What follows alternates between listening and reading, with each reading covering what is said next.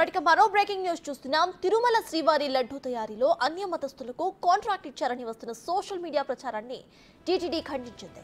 వందల సంవత్సరాలుగా తిరుమల ఆలయంలో లడ్డూను శ్రీ వైష్ణవులే తయారు చేస్తున్నారని స్పష్టం చేసింది టీటీడీ. లడ్డూ తయారీపై ప్రచారం చేస్తున్న వార్తలను అబద్ధమని ప్రకటించింది. సోషల్ మీడియా వేదికగా టీటీడీపై అసత్య ప్రచారాలు చేసే వారిపై చట్టపరమైన చర్యలు తీసుకోబోతున్నట్లుగా టీటీడీ తెలిపింది. తిరుమల శ్రీవారి పోర్టులో 450 మందికి పైగా సిబ్బందిని నియమించినట్టుగా టీటీడీ వివరించింది. అయితే హిందూ మతానికి చెందిన పోర్టు కార్మికులు వివిధ ప్రాంతాల్లో విధులు నిర్వహిస్తున్నారని వెల్లడించింది టీటీడీ. సామాజిక మాధ్యమాల్లో వస్తున్న అపోహలను భక్తులు నమ్మవద్దని టీటీడీ కోరింది. అన్న ప్రసాదాలు గాని మిగతా స్వామివారి ప్రసాదాల విషయంలో తయారీ మొత్తం కూడా టీటీడీ ఆధ్వర్యంలోనే జరుగుతాయని తెలిపారు.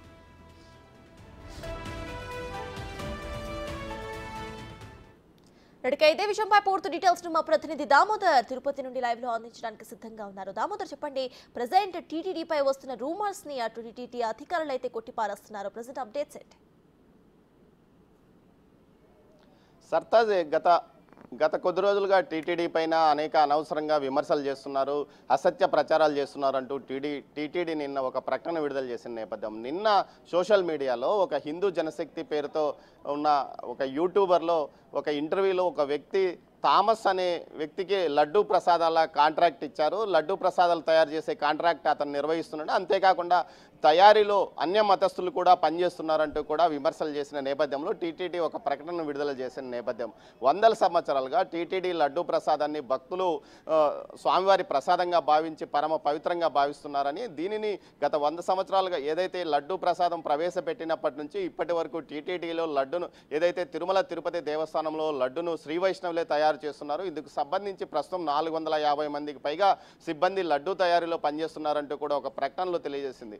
ఏదైతే శ్రీవారి ఆలయం లోపల ఉన్న పోర్టు కానీ బయట ఉన్న పోర్టులో కానీ అదేవిధంగా అన్న ప్రసాదాల తయారీలో కానీ అందరూ పనిచేసే సిబ్బంది మొత్తం శ్రీ వైష్ణవులే అని తెలియజెప్పింది. ఇది ఏదైతే ఆ వ్యక్తి ఆరోపించినట్లు ఇక్కడ కాంట్రాక్టు పద్ధతి కాంట్రాక్టర్స్ కానీ సబ్ కాంట్రాక్టర్స్ కానీ ఇవ్వలేదని కూడా తెలియజేసింది. మొత్తం మీద ఏదైతే విమర్శలు చేసేవారు ముందుగా పూర్తి స్థాయిలో పరిస్థితులు అవగాహన చేసుకోవాలో, అసలు ఎక్కడ ఏం జరుగుతుంది, ఎవరు దానికి నాయకత్వం వహిస్తున్నారు, ఎవరి నేతృత్వంలో ఈ వంటలు తయారవుతున్నాయి, టీటీడీ ప్రైవేట్ ఏజెన్సీకి ఇవ్వడానికి ఎంతవరకు సమంజసం, ఇలాంటి విషయాలన్నీ తెలుసుకొని మాట్లాడాలంటూ కూడా టీటీడీ ఆ ప్రకటనలో తెలియజేసింది. మొత్తం మీద ఇలాంటి అసత్య ప్రచారాలు భవిష్యత్తులో చేస్తే పరిణామాలు తీవ్రంగా ఉంటాయి. దీనికి సంబంధించి తాను అవసరమైతే దాని మీద కేసులు పెట్టి విచారణ కూడా చేస్తామంటూ కూడా ఆగ్రహం వ్యక్తం చేసింది. అయితే టీటీడీ చట్టాల్లో ఉన్న లోపాల లేక మరే కారణాల వల్ల కానీ టీటీడీ మీద విమర్శలు చేసిన వ్యక్తులు కానీ ఏదైతే ఇతర వ్యక్తులు కానీ కేవలం 41C నోటీస్ తీసుకొని బయటకు వెళ్తున్న పరిస్థితి.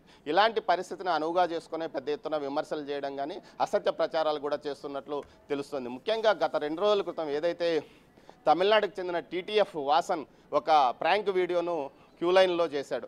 ఆ తర్వాత అతని మీదకి టీటీడీ విజిలెన్స్ ద్వారా కేసు నమోదు చేసింది. తర్వాత తిరుమల 2 టౌన్లో అతని మీద కేసు కూడా నమోదైన నేపథ్యంలో అతను తన లాయర్ను పంపించాడు. తాను అదేవిధంగా ఒక ప్రకటనలో తాను చేసింది తప్పైతే క్షమించండి అంటూ కూడా ఒక పదాన్ని వాడాడు.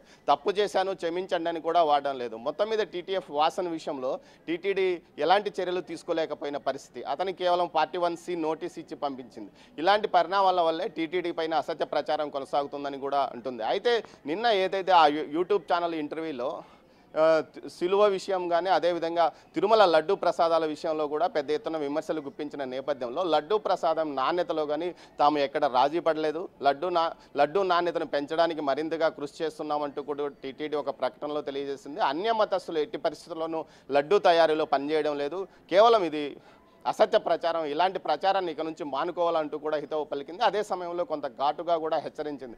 భవిష్యత్తులో ఇలాంటి అసత్య ప్రచారాలు చేస్తే కఠినంగా శిక్షార్హులు అంటూ కూడా తెలియజెప్పింది. మొత్తం మీద అయితే మనం పూర్తిగా చూస్తే లడ్డూ ప్రసాదం తయారీలో శ్రీ వైష్ణవులే పనిచేస్తున్నారు. అందుకోసం 450 మంది సిబ్బంది పోర్టు కార్మికులు పనిచేస్తున్నారు.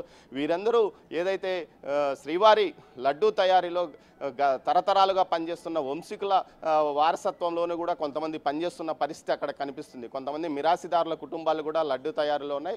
వారి వారసత్వంలో కూడా ఇక్కడ లడ్డు తయారీ కొనసాగుతున్న నేపథ్యంలో కనీసం బయట వ్యక్తి కాంట్రాక్ట్ ఇచ్చే పరిస్థితి కూడా లేనప్పుడు ఈ విధంగా ఆరోపణలు చేయడం తగదు అంటూ కూడా విమర్శలను వ్యతిరేకిస్తున్నారు. దీంతోపాటు తిరుమల వాసులు కానీ తిరుపతి వాసులు కానీ తిరుపతి గురించి పూర్తిగా తెలిసిన గారు కూడా ఇది పూర్తిగా అవాస్తవం అంటూ కొట్టి పారేస్తున్న పరిస్థితి కనిపిస్తుంది. సర్తాజ్.